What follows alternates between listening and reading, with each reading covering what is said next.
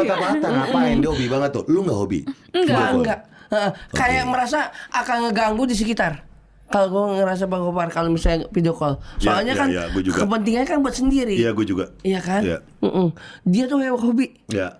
Wah. Berarti lu kalau kabarannya adalah WhatsAppan. WhatsApp. Kalau enggak, kalau telepon sekali telepon cuma miss call.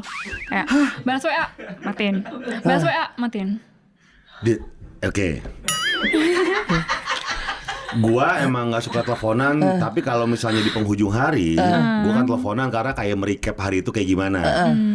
Dan lebih simpel karena ya udah gua telepon sekali ngobrol udah kelar gitu kan. WhatsApp kan capek, Tin. Oh, tapi kalau telepon lebih deg-degan dan takut apa yang diomongin. Kalau pandangan kita Bang Nggak Gopar. punya topik untuk ngobrol awal-awal. Nah, greget. Grogi. Iya grogi. Masa gini? Walaupun